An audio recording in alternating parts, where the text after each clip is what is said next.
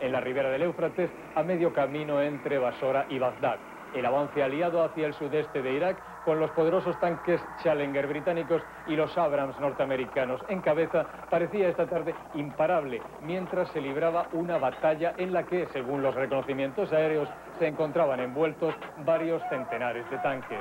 Según esos informes, una división acorazada de la Guardia Republicana quedó fuera de combate esta tarde bajo los ataques combinados de los blindados y el intenso apoyo aéreo de los helicópteros artillados Apache y los cazatanques Thunderbolt 10. Según los informes aliados, los 2/3 de la Guardia Republicana, la última esperanza de Saddam Hussein, se hallaban esta tarde batidos o en retirada. Y los prisioneros iraquíes seguían llegando a los campos. El último recuento rebasa ya los 40.000. Sobre todo eso, desde Moscú siguen llegando voces discordantes. Un general del ejército soviético, llamado Víctor Filatov, ha dicho hoy que las tropas norteamericanas, a las que califica de bárbaros del siglo XX, están siguiendo en el Golfo Pérsico la misma táctica de aniquilación que utilizaron en Vietnam, y elogió la firmeza y el valor de los soldados iraquíes. Y la causa, el símbolo, el objetivo final de la guerra, esto es la liberación de Kuwait, está anotada ya en la agenda del conflicto.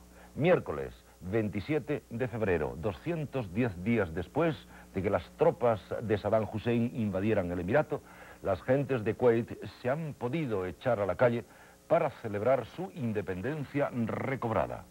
Así, como van ustedes a ver ahora, estaban esas calles esta tarde. Tras la expulsión de los iraquíes, el júbilo y la emoción embargan a la población del Emirato de Kuwait. Finalizada la cruenta batalla por el aeropuerto, la población ha tomado las calles de una ciudad en aparente calma. Las condiciones son difíciles para las 800.000 personas que permanecen en la ciudad. Sin agua ni electricidad, el humo de los 500 pozos en llamas convierte la atmósfera en irrespirable. Los miembros de la resistencia afirman haber hecho 4.000 prisioneros iraquíes. Una cuarta parte de los 2 millones de kuwaitíes abandonó el Emirato tras la invasión. El gobierno en el exilio anunció un plan para el regreso. En primer lugar, regresarán aquellos que dejaron atrás familiares cercanos o desempeñen puestos relacionados con la reconstrucción. Ya se anuncia el retorno de técnicos para restablecer los servicios esenciales. Luego, a partir de 2 meses y escalonadamente, el resto de la población. 2 retos se abren ahora para el pequeño país. El primero, la reconstrucción, cifrada solo en destrozos de infraestructura en 100.000 millones de dólares. El segundo, hacer compatible la seguridad, ya se ha decretado la ley marcial por 3 meses, con la reinstauración de la Constitución de 1962, que haga posible el establecimiento de un régimen democrático. La radio de Kuwait ha vuelto a transmitir hoy desde el Emirato liberado por primera vez desde el 2 de agosto del año pasado.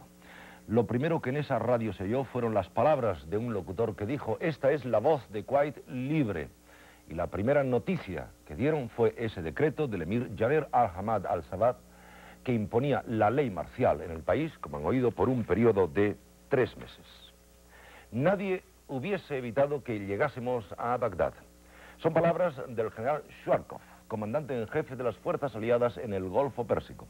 Su conferencia de prensa esta tarde, leída entre líneas, puede ser interpretada como una declaración de que desde el punto de vista militar, la guerra está ya ganada. Nos cuenta esa conferencia de prensa José Antonio Pérez Piñar. En el primer informe en detalle sobre la estrategia aliada desde que comenzó la crisis de Kuwait el 2 de agosto, Norman Shuarkov ha reconocido que su misión no se limitaba a liberar Kuwait. Según el comandante en jefe de las fuerzas aliadas, los iraquíes pensaban todo el tiempo en una ofensiva anfibia, y en cambio las unidades aliadas lanzaron avanzadillas por los flancos a modo de tenaza sobre el desierto del sur de Irak. También han sido introducidos varios comandos espías en el interior de este país, cuyo ejército ha quedado profundamente mermado. Frente a las 79 víctimas mortales norteamericanas, el ejército de Saddam Hussein ha sufrido unas 200.000 bajas, según Shuarkov, entre prisioneros, muertos y desertores. Un 30% de las unidades de primera línea han abandonado su puesto de combate durante los últimos días. Otro tanto puede decirse de la artillería iraquí. De sus 4.000 carros de combate, Saddam solo conserva poco más de 500. Irak ha perdido, por tanto, su capacidad ofensiva. Las fuerzas aliadas han cerrado al enemigo toda posibilidad de huida, pero la guerra continúa, ha dicho el general norteamericano. Continuaremos atacando a la Guardia Republicana no para eliminar a sus miembros, sino para conseguir que abandonen sus carros de combate. Pese a los últimos acontecimientos, a esta hora la guerra no es un juego de salón, sino una lucha donde nuestros soldados están arriesgando sus vidas.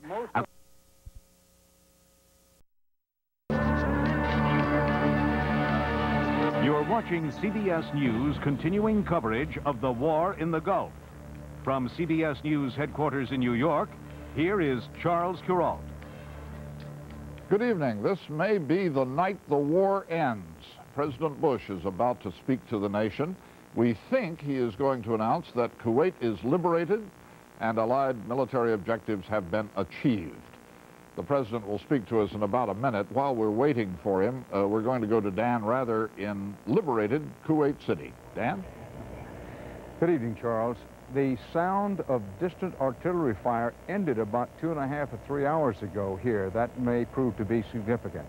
The great oil fires of Kuwait are still burning. 500 oil wells set afire. Huge black drapery of smoke hangs over at least a quarter of the country. This afternoon as we drove in, people were beginning to come out of their houses and say, thank Allah for President Bush, thank Allah for America. Their sense of exhilaration at Kuwait City being free again, indescribable, a sense of deliverance. Charles? Dan Rather in Kuwait City. We'll be returning to you, Dan. Way to the north of where Dan Rather was reporting, in southern Iraq, one of the great tank battles, perhaps the greatest since World War II, is nearly over now, and the vaunted Republican Guards, the best soldiers Saddam Hussein has, have been destroyed division by division. That battle is still going on as the President prepares to speak to the nation. Kuwait is liberated. Iraq's army is defeated. Our military objectives are met. Kuwait is once more in the hands of Kuwaitis in control of their own destiny. We share in their joy, a joy tempered only by our compassion for their ordeal. Tonight, the Kuwaiti flag once again flies above the capital of a free and sovereign nation, and the American flag flies above our embassy. 7 months ago, America and the world drew a line in the sand. We declared that the aggression against Kuwait would not stand. And tonight, America and the world have kept their word. This is not a time of euphoria, certainly not a time to gloat, but it is a time of pride. Pride in our troops, pride in the friends who stood with us in the crisis, pride in our nation and the people whose strength and resolve made victory quick, decisive, and just. And soon, we will open wide our arms to welcome back home to America our magnificent fighting forces. No one country can claim this victory as its own. It was not only a victory for Kuwait, but a victory for all the coalition partners. This is a victory for the United Nations, for all mankind, for the rule of law, and for what is right. After consulting with Secretary of Defense Cheney, the Chairman of the Joint Chiefs of Staff, General Powell, and our coalition partners, I am pleased to announce that at midnight tonight, Eastern Standard Time, exactly 100 hours since ground operations commenced and 6 weeks since the start of Operation Desert Storm, all United States and coalition forces will suspend offensive combat operations. It is up to Iraq whether this suspension on the part of the coalition becomes a permanent ceasefire. Coalition political and military terms for a formal ceasefire include the following requirements.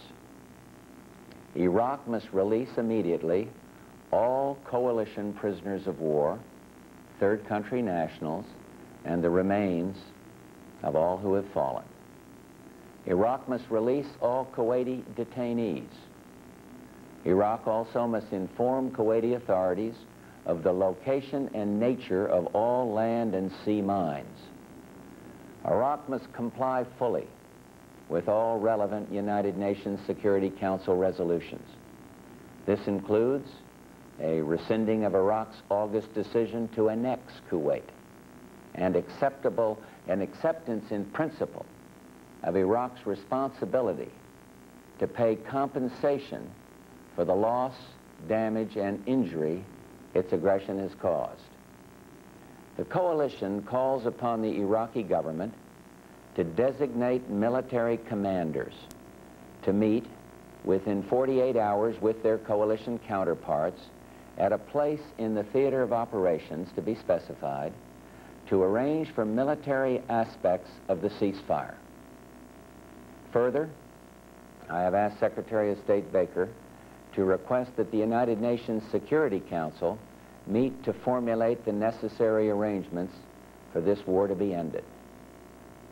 This suspension of offensive combat operations is contingent upon Iraq's not firing upon any coalition forces and not launching Scud missiles against any other country.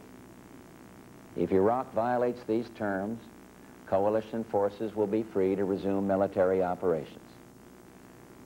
At every opportunity, I have said to the people of Iraq that our quarrel was not with them, but instead with their leadership, and above all with Saddam Hussein. This remains the case. You, the people of Iraq, are not our enemy. We do not seek your destruction. We have treated your POWs with kindness. Coalition forces fought this war only as a last resort and look forward to the day when Iraq is led by people prepared to live in peace with their neighbors. We must now begin to look beyond victory in war. We must meet the challenge of securing the peace. In the future, as before, we will consult with our coalition partners.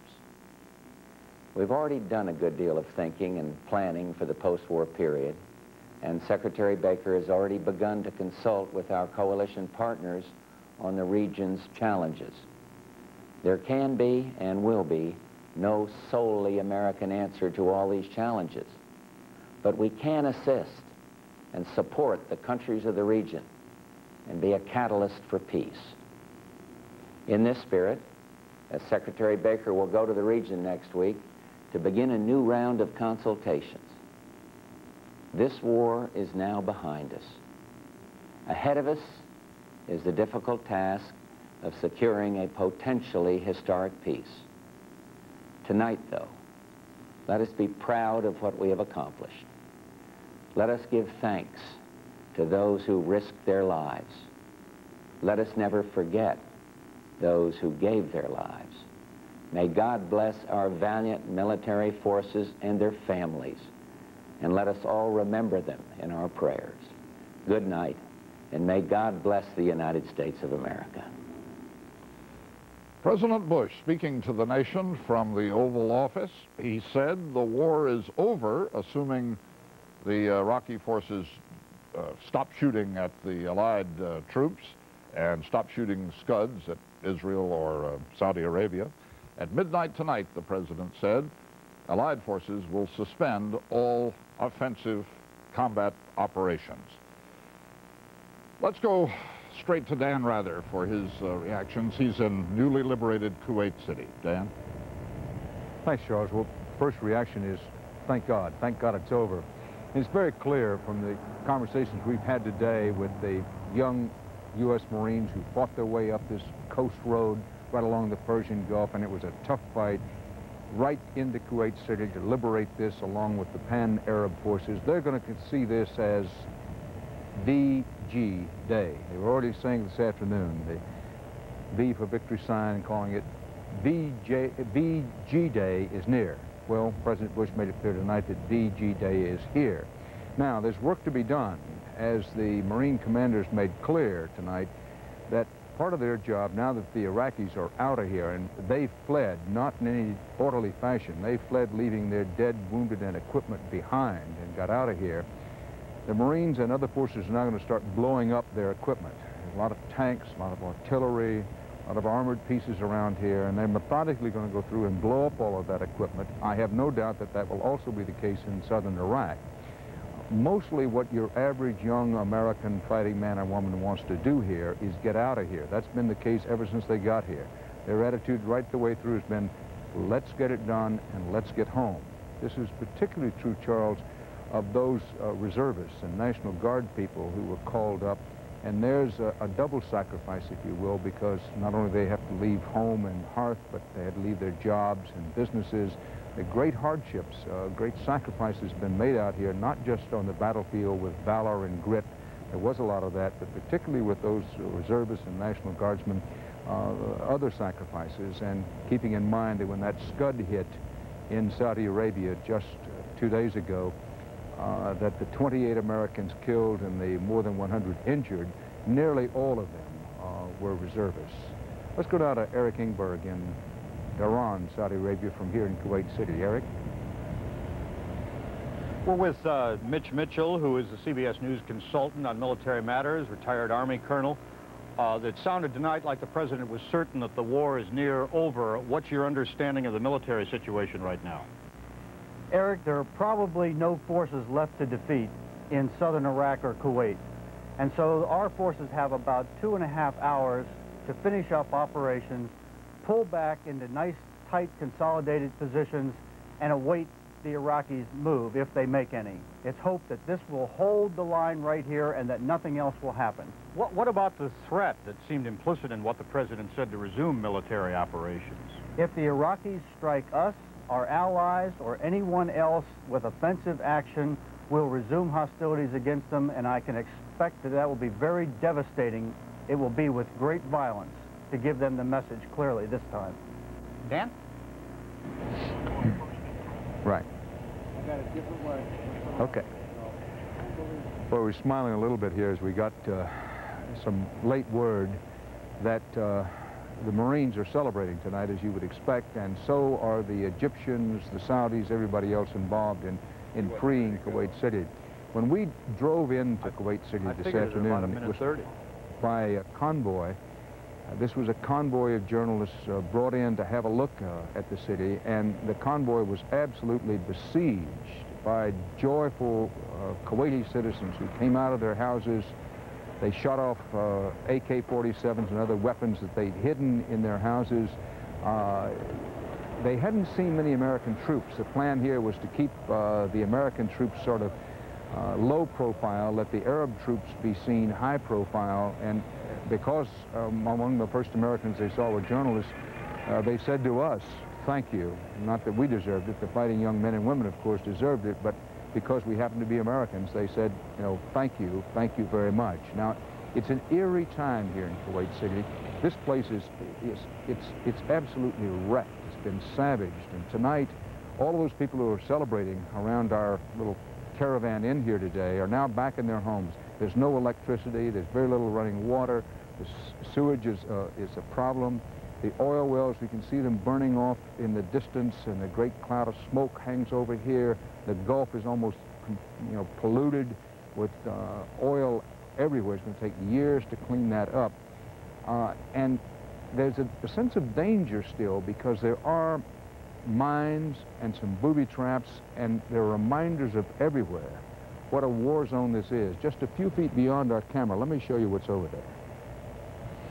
Now, this had been something called Shrimpy's Restaurant by the Sea. The water's right out there with a long, blonde beach.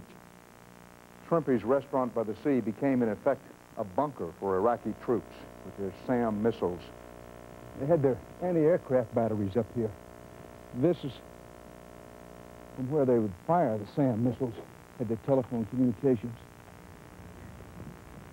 Right up here on this rooftop, looking right out toward the sea, over here. This is their bunker in here. I want to be a little careful to make sure none of this is wired booby trap work. These are their launchers, their SAM missile launchers.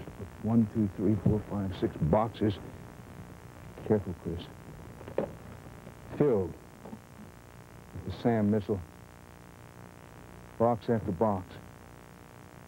Doesn't take much imagination to see the Iraqis in here. They're looking day and night out to the sea, out this way, up to the sky.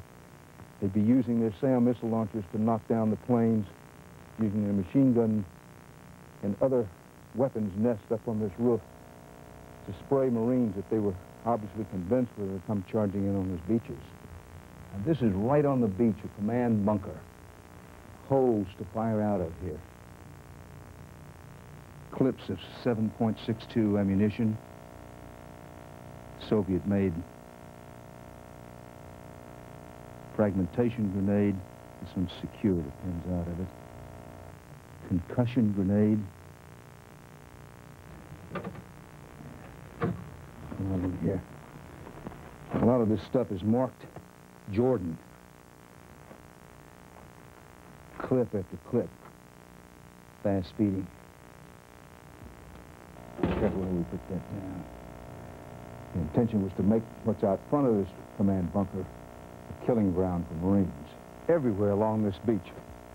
Small trenches, foxholes, deep, long, interconnected trenches. And up here, an anti-aircraft gun emplacement.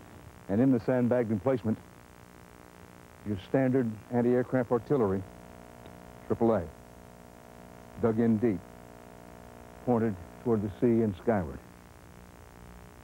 They had a lot of these in here. All around the edges, sandbags, and these rounds, some of them green, tracers or flares. Lots of ammunition stacked up here. Some of it spent. They'd fired this gun a couple of times at least. A couple of times they fired. Not very well maintained equipment. It is in fact in appalling condition. And a lot of the Iraqi equipment we see, not only is it old, looks like something maybe left over from World War I, but it's atrociously maintained and not very well cleaned. And a little hole for the gunner, so when he took incoming, he could hide and survive. Sandbags, bricks, wood, then dug in deep into the sand. This whole beach right out in front of me, catacombs with that kind of thing. It'll take a long time to make sure it's safe from mines and booby traps. A couple of points. Marine General Walter Boomer, General Mike Myatt, whom we spoke to here earlier, as was the case with General Norman Schwarzkopf earlier in the day, two big feints worked, made the war shorter. One feint was the feint of a Marine amphibious landing. The Iraqis clearly were expecting that, and it was a diversionary action all along. The other was a feint toward the middle, right up the gut of the thickest Kuwaiti defenses put by the Iraqis west of here. General Schwarzkopf with General Colin Powell designed a feint up in there to make Saddam Hussein believe that the Allied attack was going to come right into those trenches. And in effect, the Iraqis bought it and opened themselves to the great sweeping flanking movement, including vertical envelopment with airborne forces such as the 101st Airborne in southern Iraq. So the two feints made it work, along with the valor and grit of the fighting men and women on the ground, Charles. Dan, we can be grateful, can't we, that the Iraqis chose to pull out of Kuwait City. That bunker you just showed us and the other fortifications there make it clear that if the Marines had been forced to fight door to door for control of Kuwait City, that might have been a rough fight. It would have been a rough fight, Charles, and the casualties would have been high. General Mike Myatt, the Marine general who liberated this city, in effect, said that he's awfully glad that he didn't have to fight on the beaches. He did say that some Iraqi units fought with great determination and valor, but he found that if, and this is the way he put it, if we hit them real hard right in the beginning, then they'd back away. He also used Andrew Jackson's old technique of flank, and keep flanking, and once they started running, pour it on them. Dan Rather, to whom we will return, that battle he was talking about for Kuwait City will not have to be fought now. No more battles will have to be fought unless the Iraqis start them, because the President of the United States announced 15 minutes ago that at midnight tonight, Eastern Time, the Allied forces will suspend all their offensive combat operations. So the war's over unless the Iraqis resume the shooting. This, said the President, is a victory for all mankind. It took 6 weeks of bombing, 4 days of furious land war, and apparently it's over. General George Christ and General Michael Dugan can help explain how this situation came to be, and they're going to do that now with Bob Schieffer. Bob? Good evening, Charles, and they certainly can. General Dugan, the retired Air Force Chief of Staff, General Christ, who was General Schwarzkopf's predecessor in that theater of operations. General Christ, earlier today, General Schwarzkopf gave us this remarkable briefing about how well the battle had gone, but he noted at the time that there was still a battle going on. Now, how is it, what has happened since he talked today that allows the President to say tonight that we can cease military operations in a matter of hours? Bob, since that time, the great army of Saddam Hussein has been reduced to a little pocket around Basra and a few remaining units wandering around the middle of Kuwait. That's all that's left of that 540,000-man army. It's not clear to me. We talked, Charles mentioned a bit earlier, it would have been a very nasty situation had we been forced to fight in Kuwait City. Have U.S. forces taken that city of Basra? What is the situation there? As far as I know, no. They have defeated the Republican Guard divisions, which were located along here, and have now pushed them up against the Euphrates. They have pulled in toward Basra, where they're pretty much holed up right now. Not much left of them, just sort of sitting in there. It's been said so much today that it's almost a cliche, but indeed it was a brilliant strategy that the Allied commanders followed in this. Show us on the map, General, just exactly what happened and how this war came to the end that it did. Bob, not only was it brilliant, but it was very, very bold. He first started out by arraigning his forces south of Kuwait to make Saddam think that we were coming straight up the line as he expected us to do. Then he put in air attacks all along these front lines to weaken them, along with the Republican Guards. Having put all that in place, then he swung in an amphibious force to make Saddam think that this is where we were going to come. Ha-ha, but that's not what he did. In fact, while this was going on, he carefully swung a force way out to the west, of which Saddam was absolutely unaware. So he was still looking for the amphibious feint. The next thing he did was crack off the Marines and the Arab forces to hold these people here, except the Marines were much more successful, I think, even than Norm Schwarzkopf thought they were going to be, because they got all the way to Kuwait.